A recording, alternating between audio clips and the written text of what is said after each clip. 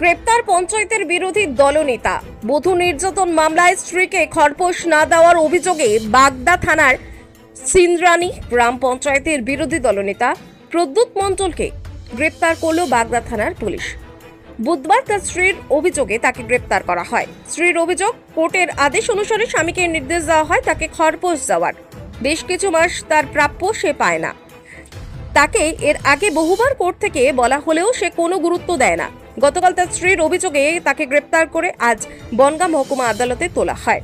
বিজেপির নেতাকে গ্রেপ্তারের ঘটনায় চাঞ্চল্য ছড়িয়েছে গোটা এলাকা জুড়ে। এ বিষয়ে বনগাঁ সাংগঠনিক জেলার সভাপতি দেবদাস মণ্ডল বলেন, এটা সম্পূর্ণ তাদের পারিবারিক ব্যাপার, এখানে রাজনৈতিক কোনো ব্যাপারই নেই।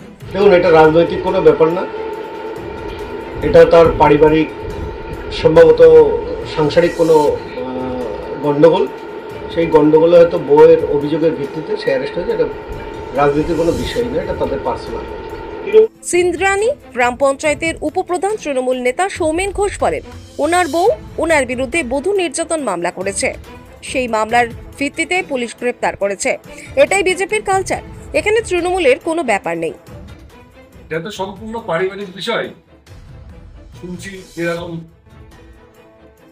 ওর স্ত্রী খরপোশ মামলা করেছিলেন, কিন্তু বিরোধী দলনেতা সেই খরপোশ না দেওয়ার কারণে কোর্ট ওয়ারেন্ট ইস্যু করে, তার ফলে গ্রেপ্তার হয়েছে। আইনি সবার ক্ষেত্রেই সমান।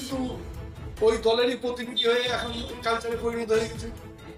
এটা তো বিজেপির কালচার, খুন করা, ধর্ষণ করা, রাহাজানি করা, বধূ নির্যাতন করা।